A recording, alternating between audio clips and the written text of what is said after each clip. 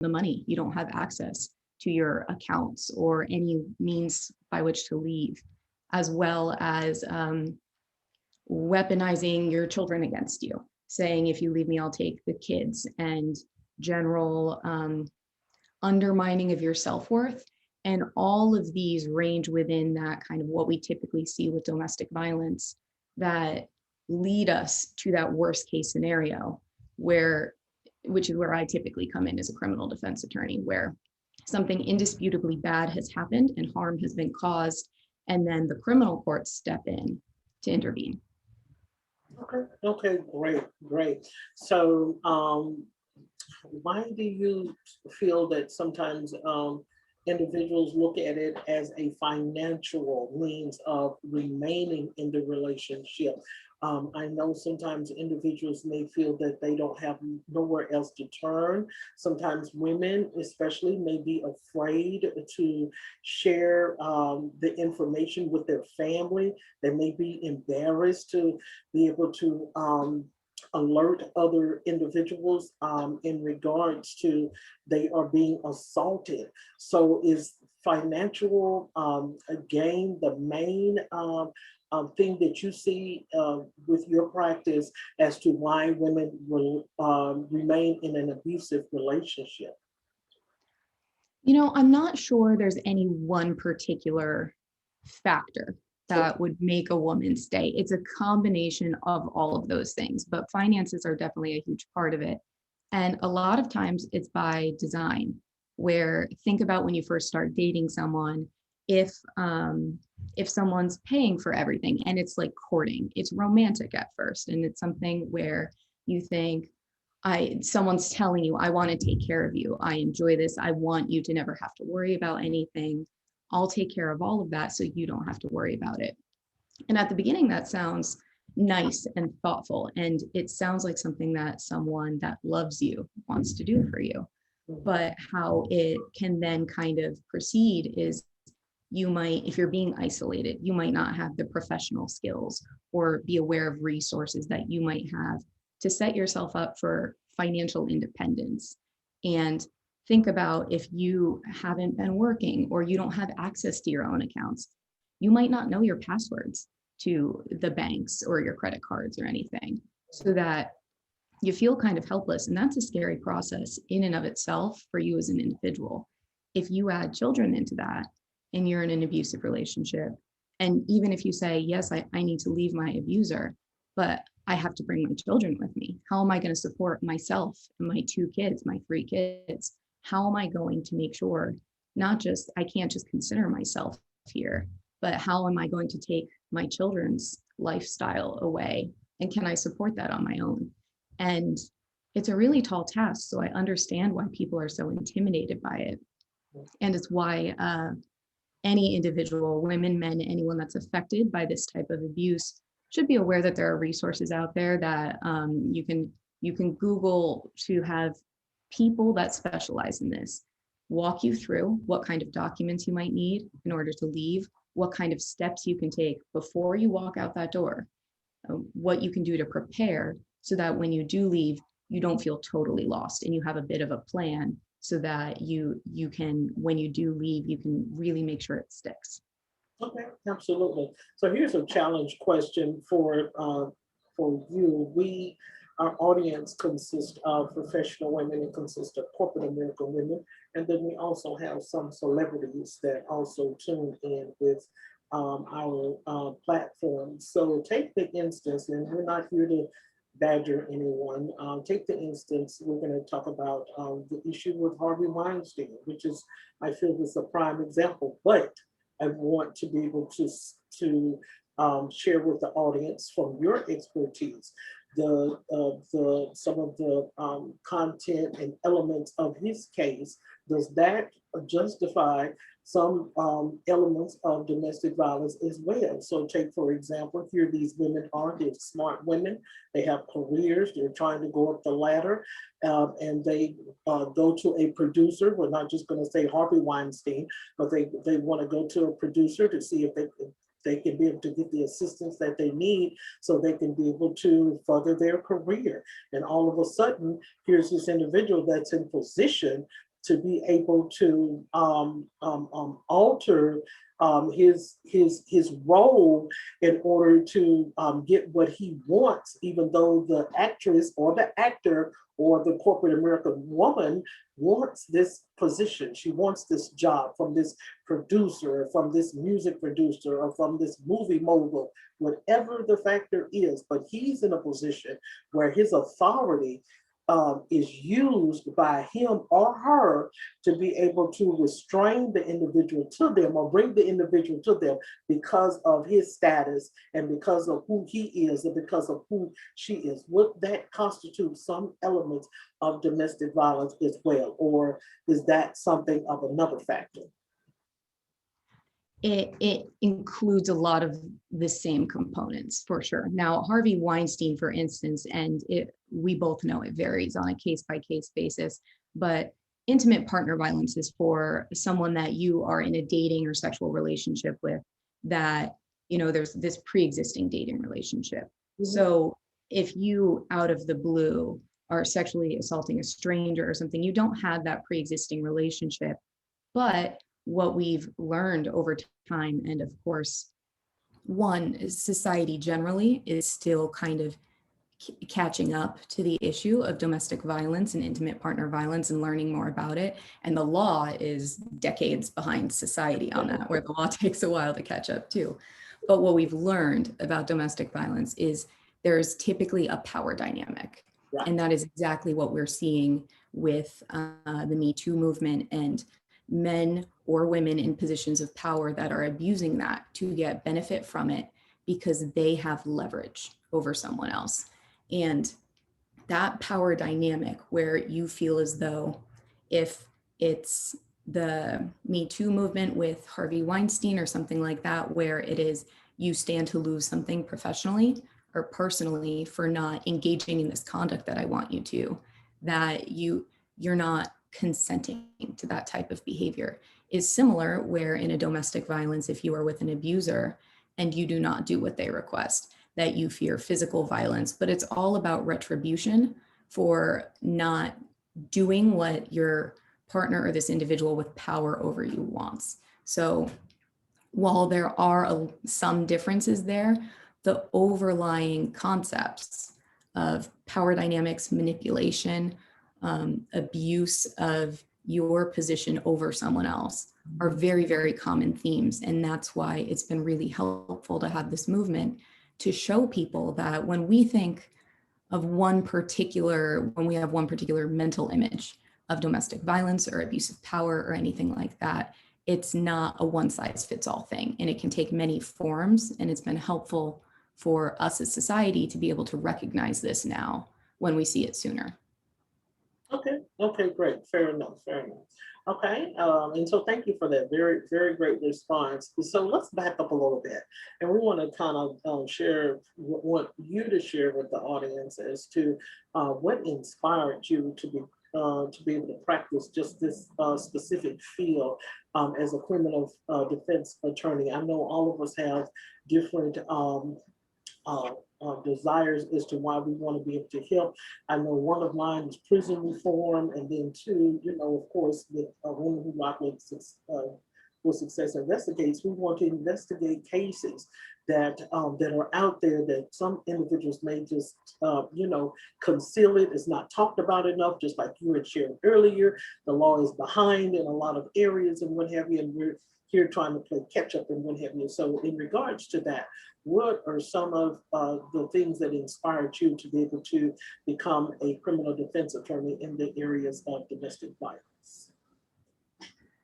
It's a great question, and it's one I get a lot because as a woman in the criminal defense field, it's something that frankly I had to grapple with when you walk into this profession, because I am a woman. I'm a cisgender woman, so I biologically and identify as a woman, and I believe that women should be advocated for and fought for and protected.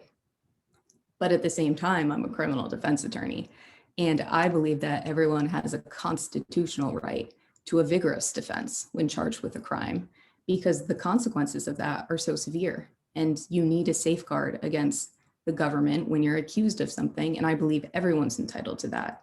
But sometimes that means representing people that are accused of harming women. Mhm. So reconciling those two things originally is something that a lot of people go through in my profession, where we have to say, I feel very strongly about these two things. And how are they mutually exclusive? How do I make sense of this? And the answer is actually pretty simple, where a lot of times you see abusers were abused, and you see people that end up in criminal court for domestic violence, for spousal abuse or something like that, child abuse. And then you sit down with these individuals and you talk to them, which is my job, to get to know these people and humanize them, because no one else in the system's going to. I'm the person that needs to make sure their voice is heard and they're understood. Mhm. And when you talk to these individuals, you begin to understand that if they were subjected to child physical abuse, child sexual abuse, perhaps they were in abusive relationships themselves, they might not have any semblance of what a healthy relationship looks like for them. They've had no experience with it. And it's one of those things where it doesn't excuse the conduct that they may be accused of doing in the instant case, but it does help explain it. And it really gives you an opportunity to get in at the ground level and say, hey, what's going on here? How did we get to this point? Let's see if we can get you resources. Let's get you to mental health providers. And a lot of times you'll see people that say, I knew something was off. I understood that I had issues, but I didn't know it was bipolar disorder, or I didn't know it was BPD, borderline personality disorder. Mm. I didn't understand how my childhood trauma is affecting me now. And it helps you treat those individuals to prevent it from happening in the future. So by doing both of those things at the same time, that might initially seem like they're in conflict, advocating for women and defending people that are sometimes accused of hurting them, you really do have an opportunity, a really unique opportunity to break the cycle and try to do some good so that it's not going to recur in the future. Mhm. Okay, okay, that's fair enough. Okay, so we want to just kind of, before we get into the intimate partnership violence, we want to kind of touch on rape kits for just a moment.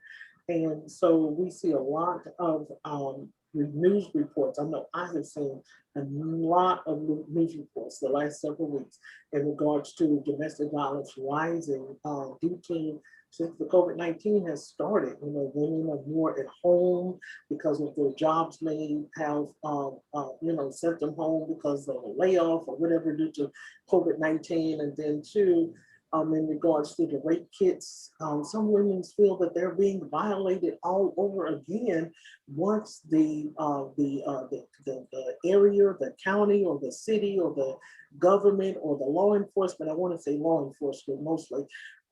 Just is kind of slow on getting results, and they feel just, some feel dirty. They still feel that they're being mistreated or what have you.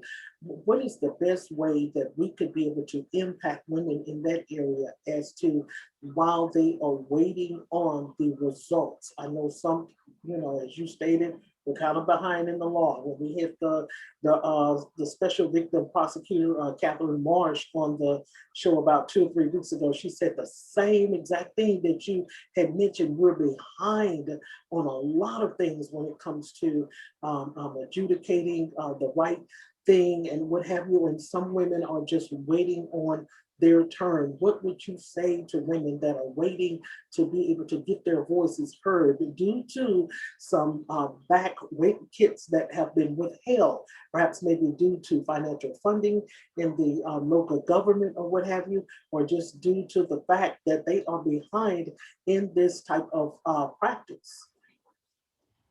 Thank you for bringing that up. The rape kits issue is a national issue at this point. I know you had mentioned where you are, it's a problem. It's a huge issue in San Diego as well, where I practice.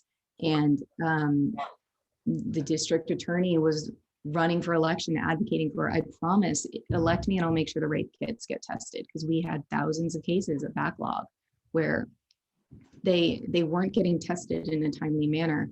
And this is a recurring theme where if you're victimized to begin with, this system tends to victimize you over and over and over again, where you have to relive it.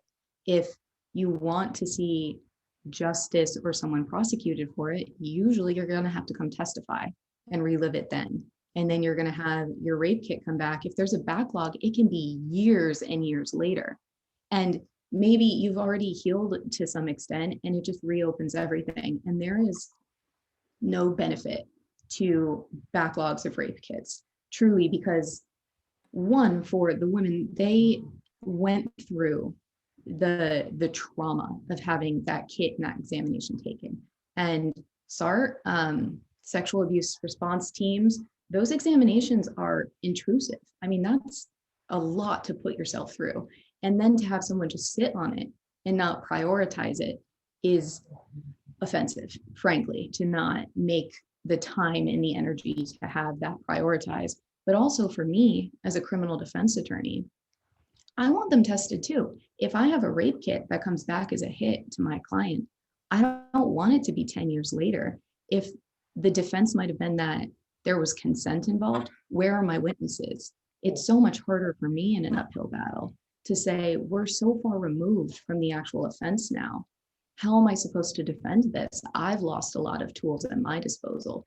So really no one wins when the rape kits are severely backlogged. And we're finally starting to see different states and areas prioritize it, which is a good thing, but it it took way too long to get here. So it's good that people are starting to get it together finally. Oh, wow. Oh, wow. And hopefully it will be some relief to the women, as you stated, once the individual has already, passed and moved beyond that terrible moment in their life. And then all of a sudden, they perhaps maybe receive a letter or a phone call stating, oh, look, we have the results back.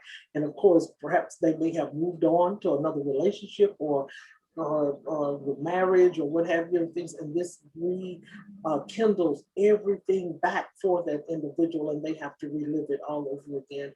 And so I just hope that there is more expedience in when it comes to rape kits being tested, and then as well as women being valued. I think that's a huge problem too. Sometimes we may look over the fact that it's women, all they can, we can't prove whether it happened or not. Let's put it on the shelf. Sometimes individuals, we live sometimes in a male dominant world where, women's supposed to be second and men's first and what have you. And so I think that may play maybe 10% in their decision making as well. I really do, because sometimes women are overlooked, and sometimes, here in the Memphis, Tennessee area, those women were crying out. I'm talking about they continue to cry out. And some of them still are crying out as to when is my turn is going to be, modified or seen or heard or what have you. So I just wanted to be able to interject that topic in there to be perhaps maybe give some relief to some women in regards to the rape kit issue, and perhaps they may have been violated. They was not a willing participant or what have you. People were just, kind of going through. It's kind of excruciating to be able to go through something like that, and you have been violated, and no one seems like they care, or as you stated, we're behind in a lot of areas and what have you. And sometimes individuals may put certain other cases up front that perhaps maybe be a little bit more important at that time. And sometimes some things may be pushed back a little further. So, there is hope. So just wanted to bring that up. So we're going to get into segment number 2, and we want to talk about intimate partner violations. And so we want you to be able to explain a little bit about that in regards to domestic violence. So intimate partner violence is typically what we think of the most when we think of domestic violence. And that is that abuse by someone, your partner, someone that you're dating or you're married to, a spouse. And it is one of those things where when it gets to court, it's a whole nother ballgame for that individual that's experienced that. And with intimate partner violence, it can be tricky because you have a couple options. There's typically, if you've experienced intimate partner violence, you will likely go to court for one of 3 reasons, or any combination of the 3. One is for family court, if you are going to get a divorce as a result of it, or you need to talk about child custody, spousal, and child support. And that's kind of the best case scenario, because that means someone left the relationship. That means you've taken those steps to get out. And that's what you want to see. I mean, that is, if someone can have the courage to do that, that's extraordinary. And I hope more people do. But beyond that, you could also go to court if you've been involved in intimate partner violence to request a restraining order. And that is asking the court to step in and tell this individual, you cannot be within 100 yards of me or my house or my car or my work or my school or my children. And you cannot stalk me. And stalking is a huge issue with intimate partner violence, where it's above and beyond simply being in my space and I know that you're there and all of this and you are harming me that way, but it is a continuing threat to your safety. It makes you feel like you are in danger and under threat at all times, wherever you are. And it can be incredibly hard for people to prove, but it's a restraining order. The goal is to try to prevent someone from either doing that or continuing to do that. And absolutely nothing's perfect, but that's one kind of middle step you can try to take first before it ends up in criminal court to say, I need someone that is not me to tell him to stop and or her to stop. And hopefully this will stop it where it is. And sometimes it's successful, other times it's not. Some people are incredibly fearful of seeking one out because they think that's going to escalate the behavior. So I understand why they don't do it. And then the third option, which is where I step in, is when it gets to criminal court. Either you or someone else has reported it to the police or law enforcement or a prosecutor, and now you're undergoing the court process. And it's incredibly legally tricky for these individuals because you may want to cooperate, in which case you're talking about possibly testifying and all of that, which we already discussed, which is traumatic. You're reliving everything you've experienced, and the natural instinct is to try to put it behind you. And then we're saying, no, no, no, no, no, let's talk about it over and over and over again. And then someone's going to pick apart your statements possibly. And I don't want to dissuade anyone that has been involved in this from reporting it or undergoing that experience if they're ready, because it can offer them closure at the end of it. But I'm not going to lie to you and say it's an easy process.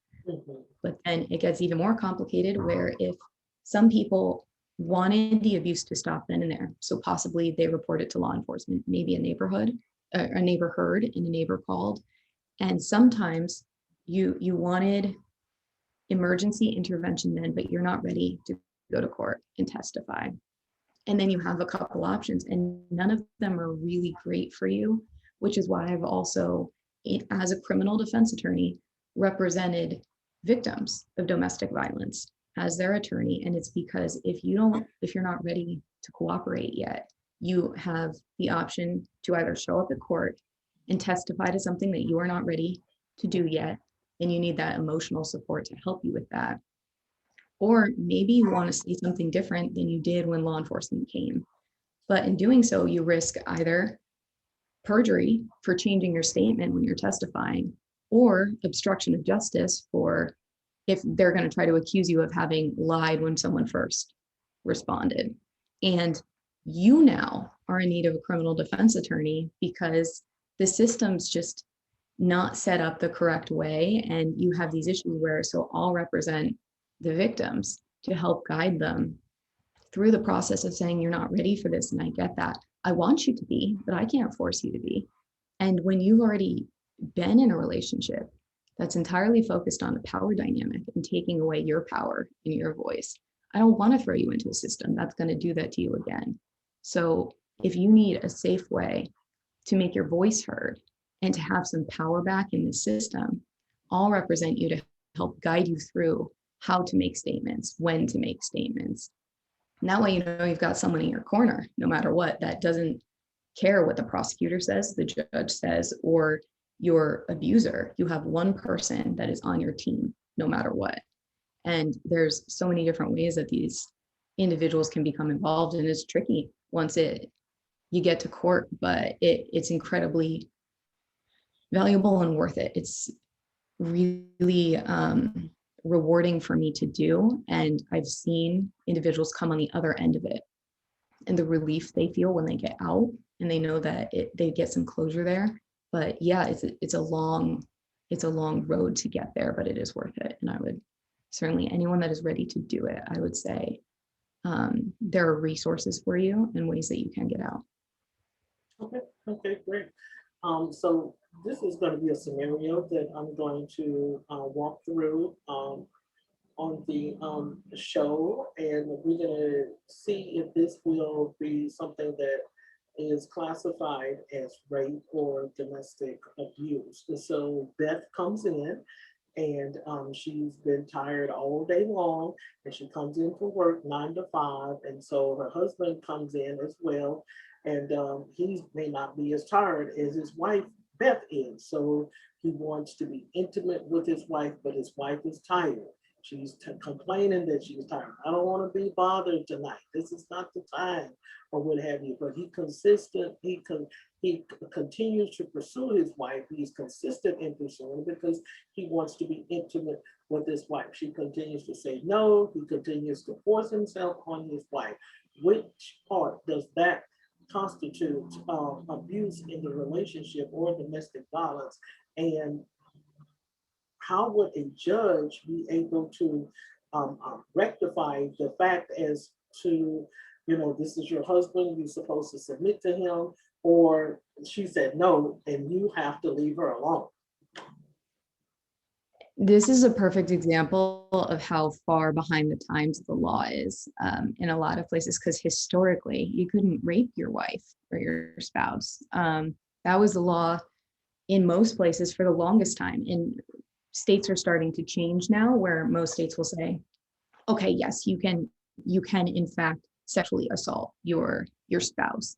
But the presumption for a long time was that that comes with the territory. By signing up for that and entering into a marriage or something, that's kind of part of it. You're expected to have sex or sexual relations in some shape or form with your partner. And you touched on a really, really great issue, and it's exactly what would be an issue for the jury, where what is reasonable, where if it's just putting pressure on someone, verbal pressure, just trying to make them feel bad, it's a really crappy thing to do to someone.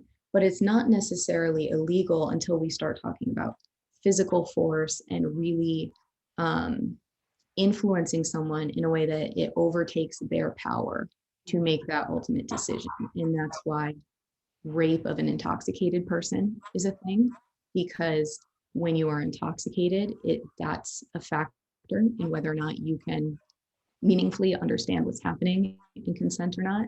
So this is the issue with consent in any sort of sexual assault case, be it spousal rape, rape of an intoxicated person, anything where we have to look at that and say, at what point was the pressure applied, both psychological and physical, that this person could not reasonably say no and it was against their will?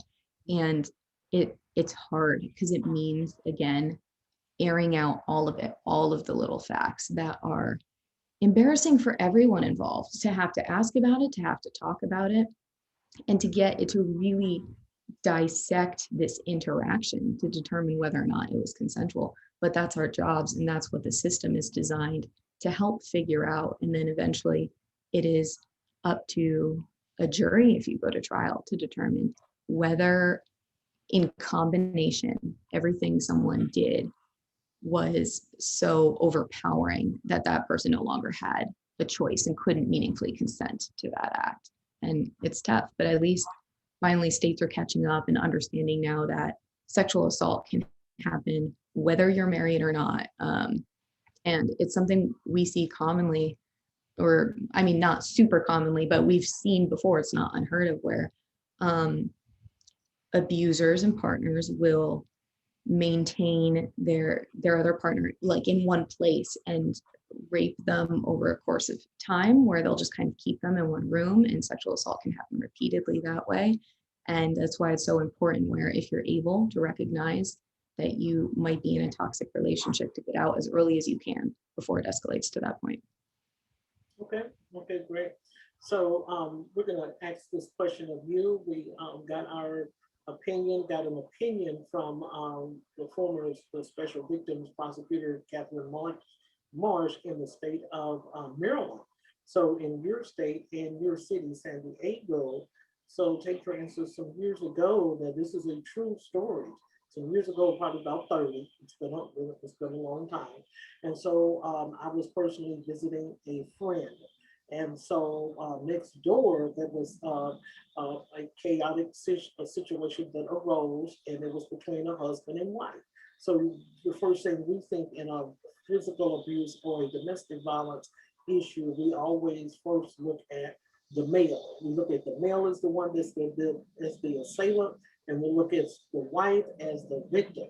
So the ambulance showed up and the law enforcement showed up, okay? And so women first would think that the woman would be the one that would be coming out on the stretcher. But in this case, it was the husband that was coming out on the stretcher, and the handcuffs was on the wife. So in San Diego, what is the ratio that you see in regards to the men being the victim in a domestic violence situation?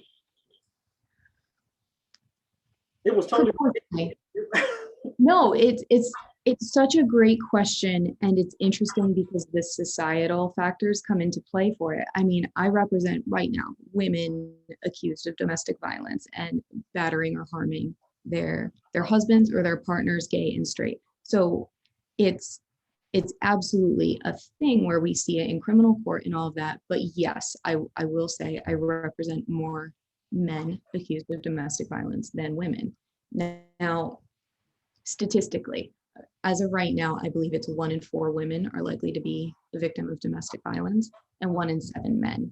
Now, that's more women as victims than men, but that is a lot of men, 1 in 7 that we're talking about that are going to be affected by this at some point in their lives. And the fact that we see less women accused of domestic violence in criminal court, there's a lot, we can't necessarily take it at face value because men are going to be less likely to report. And board with domestic violence, it's hard to get those numbers accurately because so many people don't report it the first time, and so, or the second or third or fourth time. It takes several times generally before someone will leave.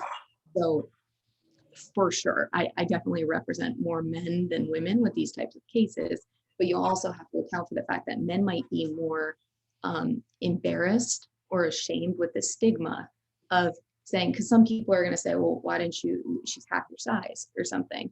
And men are going to be afraid to have to explain that and go through that. So they're less likely to make that phone call. So, but yes, I proportionally did more men perpetrators than women, but we have to kind of take it with a grain of salt.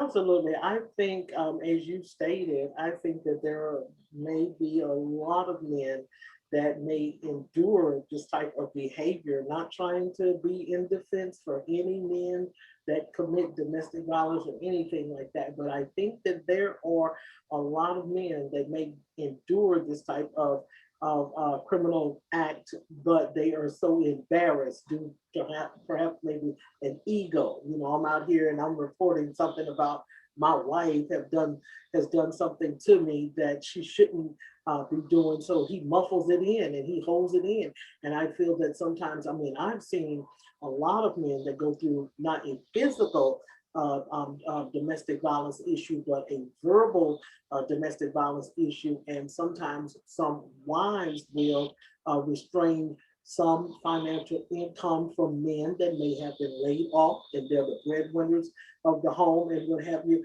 And I feel that they may keep silent because they don't want to feel like they are the chicken and their wives are the rooster, you know, in the relationship. And I mean, frankly, you see often, a lot of times, of course, with domestic violence, it can be one partner punch the other one out cold. And that's very obvious to all of us. We can understand who was in the wrong there, who the aggressor was. But sometimes it's, think about how many times you've been out and seen a drunk girl like hit a guy in a bar and no one does anything. Everyone sees it. No one really does anything about it. They assume he's fine. He doesn't need help or assistance. And it's similar where we see it in cases where, let's say I represent a man accused of domestic violence, maybe against another man or a woman, but the partner might have actually instigated it, where, especially when alcohol or drugs are involved, someone starts with smaller physical contact and kind of instigating the dispute, and then it escalates from there. And when law enforcement shows up, if they see a man and a woman, we know who's more likely to get handcuffed. And it just kind of proceeds from there with the presumption, we say innocent until proven guilty, but we're frankly lying to ourselves, where jurors, it's one of the first questions I and a lot of attorneys, defense attorneys, ask when we get to trial. During voir dire, when we're selecting our jurors, we say, hi, I'm so-and-so, this is my client. Who here is wondering what he or she did? Because when you walk into that courtroom, you're assuming they did something wrong. And you want to know what it was. It's not, oh, I wonder what he's accused of. It's, I wonder what he did. And that's why from the second law enforcement shows up, especially with that stereotypical man on woman type of, if it's a mutual dispute, the person more likely to get arrested is generally going to be the man. Mhm, mhm.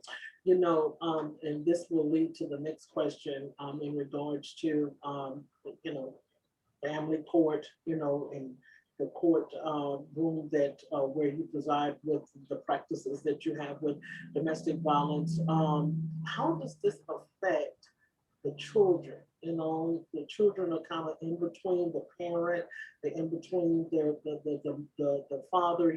Some love the father, some love the mother more, or what have you. Some of the children are neutral and what have you. They don't want their family to split up due to domestic violence issues that have gone on. And so now the judge has to be like Solomon in the Bible to be able to divide and split as to how he see fit, what would be best for the child. And that's who, sometimes we sympathize with also in a domestic violence issue, is when it goes to court, children are going to be affected. So take us a little bit in your practice, in the courtroom, as to how you have seen that played out, and in regards to how the children are affected in this area. Yeah, it's a great question because family court, of course, a court doesn't want to be the entity that breaks up a family generally. So family court's going to try to say, if you two aren't going to stay together, fine, but if possible, you should both have a relationship with the children. Mhm. And they try to have the children have a relationship with both the abused and the abuser. Criminal court has very interesting approaches in that there a lot of times in San Diego, along with the domestic violence case, kind of by default comes a criminal protective order, which means the judge is saying, I don't care what you want. And I've heard victims come to court and say, I don't want a protective order. He lives with me. We can't afford to live in two places. We want counseling. We want to be able to talk so we can try to get treatment and stuff and all of that. And the court is saying, no, you can't do that. And along with that, a lot of times comes just by nature that the children get swept up into it, where someone's ordered to stay away or move out of the home, and then the children are residing with the primary caregiver or the abused. And whether or not they're included in that protective order, and sometimes they are, and sometimes they aren't, they get swept up in this dynamic where, I mean, kids don't understand necessarily the nuances of intimate partner violence, but they know when something's wrong. You know what I mean? They understand when things are off. They know when their parents are stressed out and all of that. So it has huge implications on the children. And a lot of times the courts recognize, let's say I abused someone in my home and my children were nearby, depending on what I did and how I went about it, I could also be charged with child endangerment if I was endangering my children by being in the vicinity. And if I'm throwing things at someone, let's say I just pick up a pot and I hurled across the room at someone, but my children are nearby, I could also be charged with child endangerment. And then the criminal protective order will also kick in on behalf of the children. So it's a ripple effect. It's not just an effect on one person when we're talking about these types of relationships and this type of violence, but it has really profound implications on everyone involved, especially the children. Mhm. Absolutely. You kind of sympathize with them. I really do. I sympathize with the children in regards to that, and they have to sometimes have to be made to make a decision.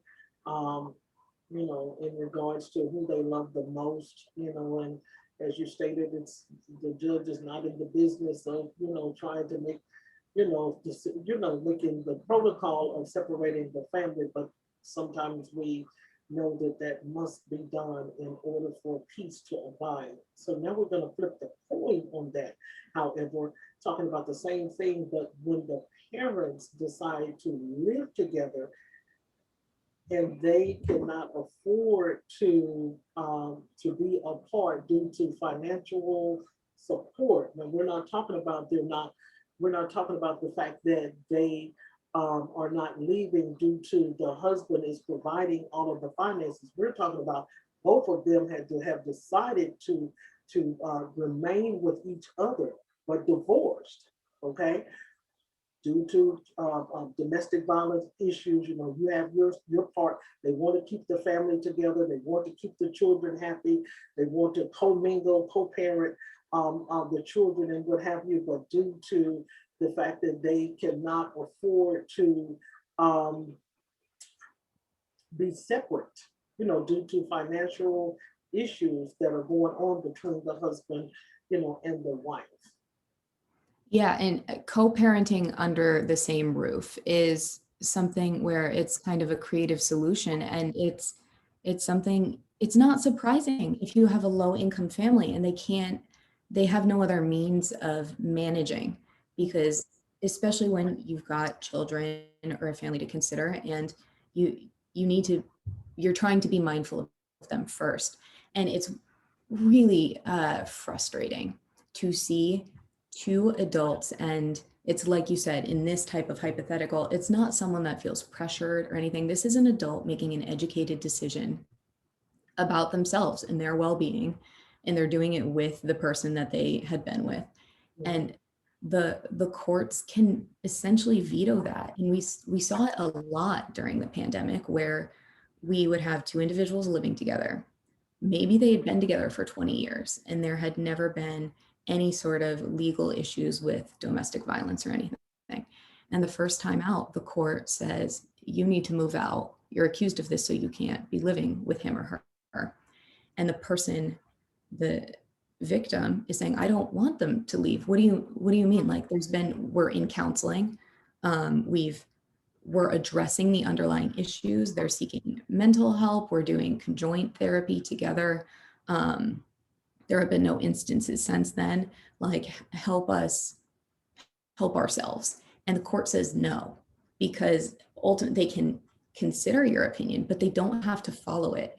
And it's really, really frustrating to see courts and prosecutors and defense attorneys too, frankly, we're all complicit in it to an extent, where we're playing God with other people's lives. And of course, when you have a very battered person that is so deeply entrenched in it, you want to help set them on the right path, even if they're not ready for it right away. But there are also cases where they're informed and educated people saying, this is what is best for me. I obviously know what is best for me more than you do, judge, and you just met me 5 minutes ago. And the judge is saying, I don't care, you need to do this anyways. It's hard. It's really hard for the families to watch people say, you have 2 hours to pack up your stuff and then you need to get out of that house, and seeing the panic in people's eyes on both sides. It's infuriating, frankly. Oh, wow. Okay. So let's take that conversation just a little bit further. Okay. So one of my favorite shows to watch is Dateline. It's Ed Court Cam.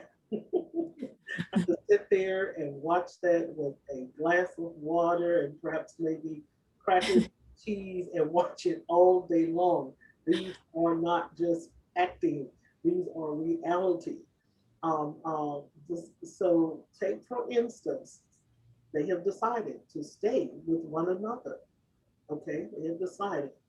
The judge has already said, I suggest you to do this. Okay, and they said, oh, we want to stay together for the children, financial issues and what have you.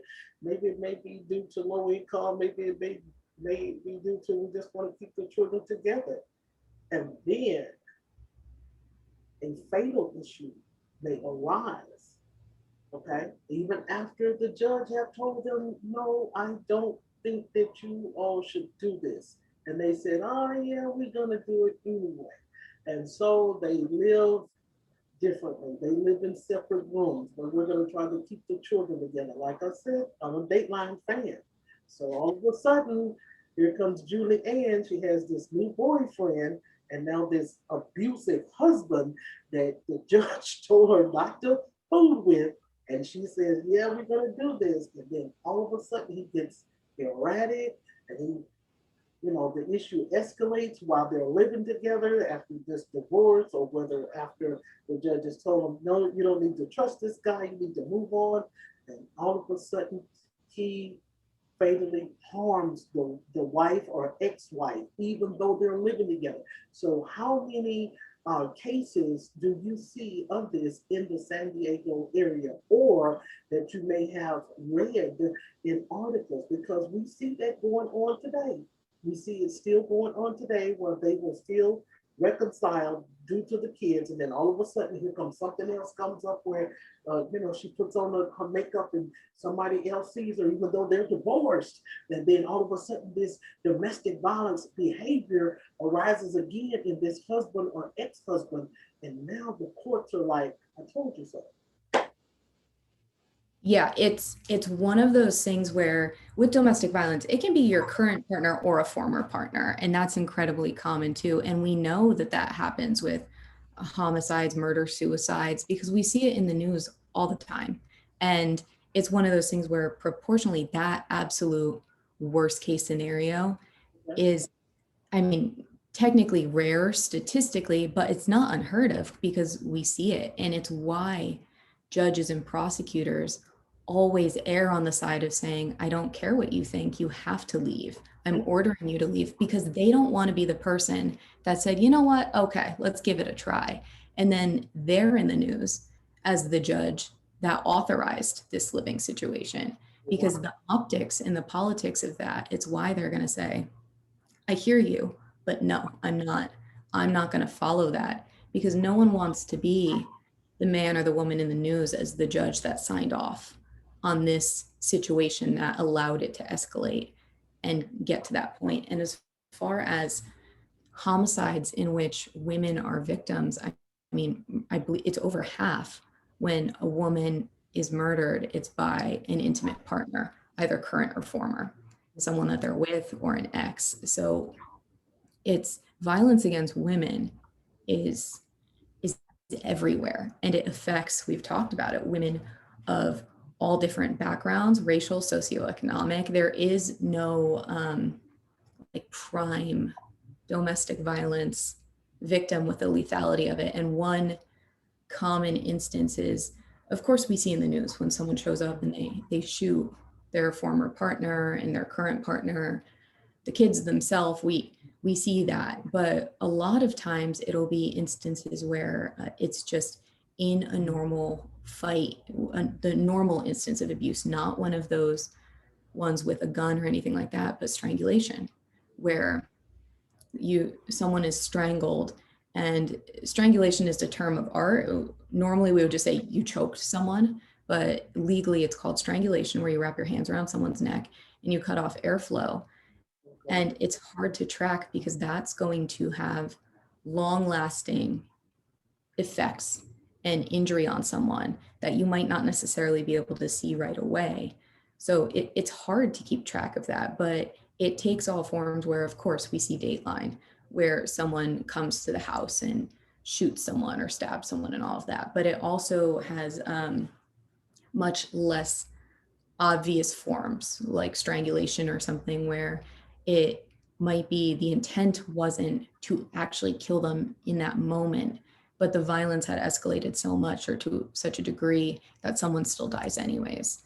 And it's a huge issue both in San Diego and everywhere, because it doesn't have like a geographic limits or anything. It really can affect anyone anywhere. Mhm. In reference to the strangulation, and I'm just gonna touch and we're gonna touch and miss on this I guess topic, and it was a Dateline story. I think I saw it last year, I think, and it was kind of comical, and then it was kind of, I thought that the first wife, it was this serial strangler, okay, and so he assaulted and he abused these women and what have you. And so the first wife that was on the show, um, she said that her husband, the strangler, would come in and be aggressive, and it would be in an intimate type of form, that when he got ready to get to that specific part, he would just, squeeze her neck real tight and real strong.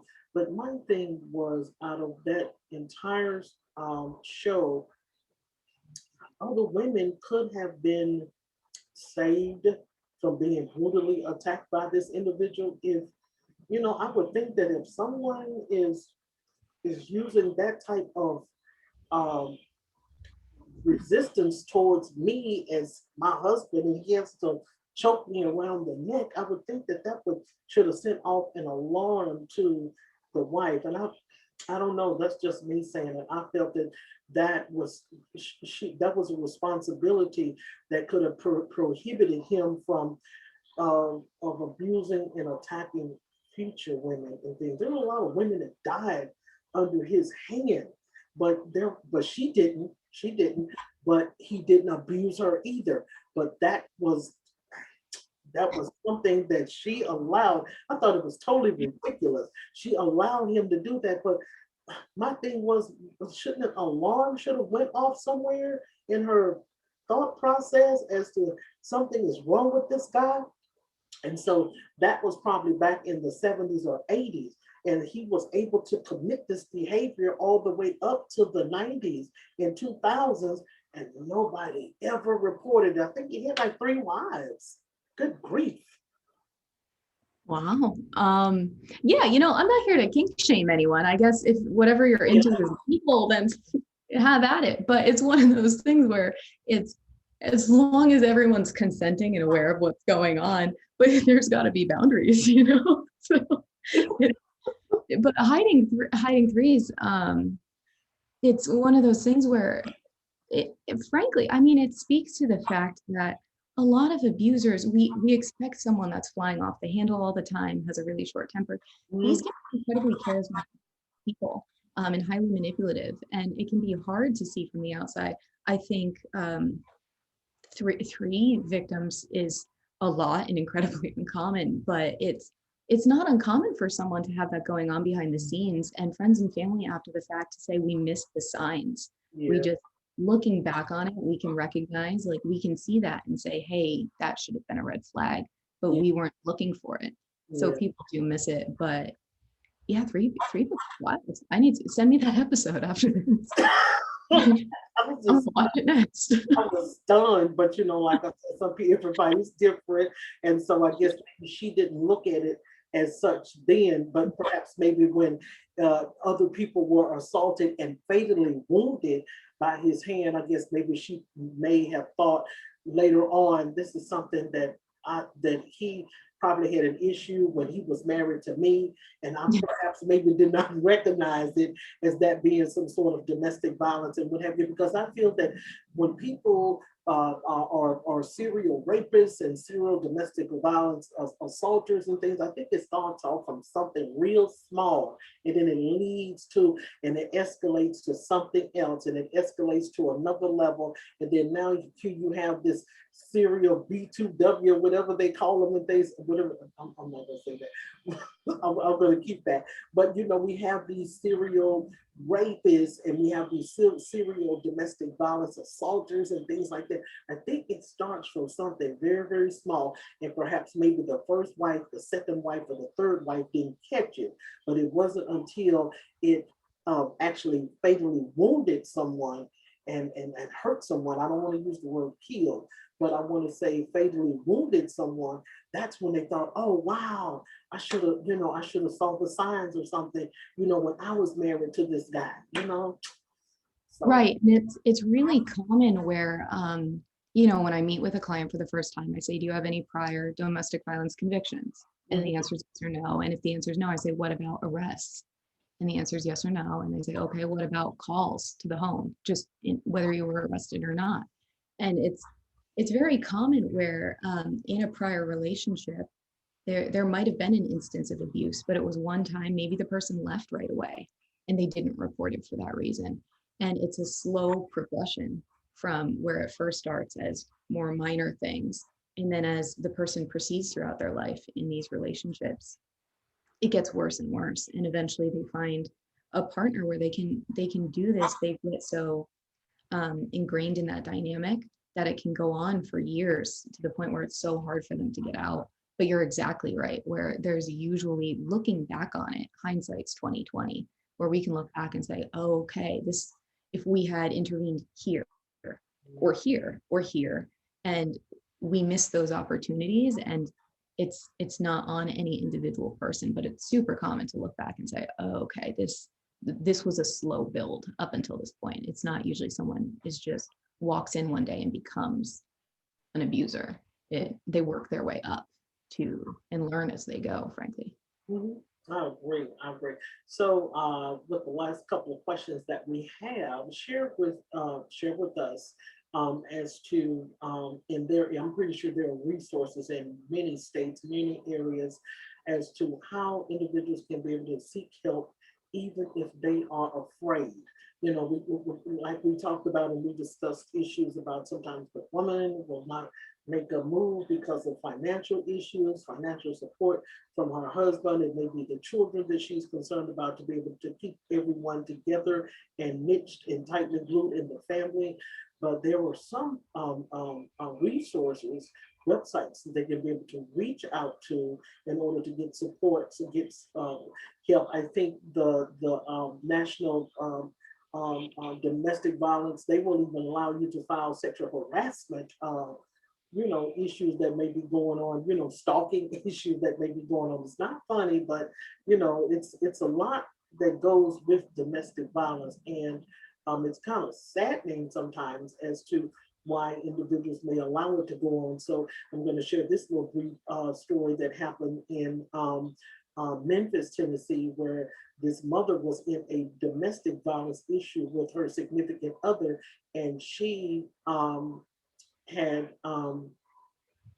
took the baby, an infant, and used the baby as a weapon to be able to hit back at her offender. And so we want to be able to share information with the women as to where they can be able to go and find support, even if they just want free counseling and what have you, without them even knowing, mentioning to their husbands that they are trying to reach out for help and support as well.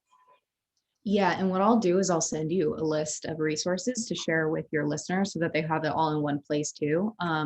But there are websites where it's not just, of course, they have resources and they help you plan to leave and all of that, but they have exit buttons and stuff where it's not going to save in your browser. So with domestic violence situations, part of that dynamic is they're probably looking at your phone, your internet search history, your text messages, things like that. And there are, even as hard as that feels to reach out, there are still websites where it will not save. You can leave immediately and from the website, so that it's not going to store in your phone and you don't have to worry about things like that. There are a lot of people, especially during COVID, you can call 911. You don't have to say, hello, I'm being abused right now. You can call under other pretenses, pretend you're calling for a different reason, ordering a pizza, online shopping or something, where they'll still send someone to your house, so you'll have those resources. And there are a lot of local organizations. If you're in a city, there's going to be a ton of local organizations to assist domestic violence survivors, to help you, one, prepare to leave, two, execute that leaving your abusive partner, and then three, get back on your feet after, because that's something where some people are like, sure, I can leave, but what then? What do I do? So those resources are there for you. And if you're in more rural areas, seeking out counseling or therapy will be helpful for you. But some people have cost as an issue, and they say, look, I can't afford to go to a therapist. And there are hotlines for that. And I will include all of that information where you can just call, they'll be completely free, and you can speak to someone. And whether you're ready to leave in that moment or not, so you have someone to talk to and you understand that when so much of this relationship is isolating, it's easy to feel like you're alone and you're the only person going through it, but you're not. And there are other people out there that are trained to assist you and to help you. So there are so many resources out there, and I'll definitely send you some, Diane, so that anyone listening to your show will have them all in one place and can take the next step if they're ready. Okay, absolutely. So how can the audience be able to follow you and share any of your social media handles as to where you continue to share information about your law practice, as to how offenders are perhaps maybe adjudicated or women can be able to also receive help. And then also you can be able to share with the audience as to how they can perhaps maybe follow you if you're offering any free consultations for women that they can be able to reach out to you on that specific topic. Yeah, and for the record, I mean, I'm a criminal defense attorney in San Diego. I don't care if you can be my client or not, and you're in Tennessee or any other state. If you don't know who else to call, just call me and I'll figure it out for you. So I'm fine with that. My phone number at the office is 619-295-3555. It's called the Law Office of David Shapiro. So of course, if it's a criminal defense matter in San Diego County, we can assist you with your case. But even if you're outside of my jurisdiction and you just need resources, call me. I have no problem looking it up and pointing you in the right direction. My email address is Ally, ALLY, at dpshapiro.com. And I am on Twitter and Instagram at Ally Keegan Law. And if you reach out to me in any way, shape, or form, I'd be more than happy to see what kind of help we can find for you, point you in the right direction, and then find you someone local that will be able to help you take those next steps. Great.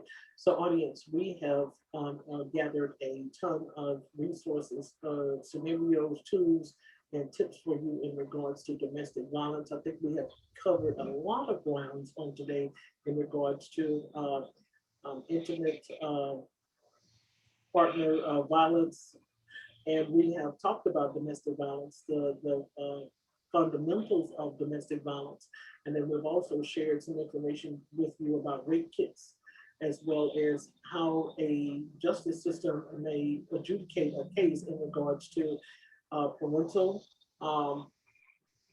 guidance is family court. We have shared a lot with you. You can be able to have a lot to take back, and you can also take this video and you can be able to rewind it back as much as you can to be able to hear all of the nuggets that you need to be able to ascertain in regards to domestic violence. So thank you so much, Ally, for being our guest on today. And we will be having you back on real soon to be able to share more in regards to this topic, as during the COVID-19, this specific subject continues to rise in America, domestic violence does. So thank you once again for being our guest, and we look forward to speaking with you real soon. Thanks for having me. Okay, thank you very much.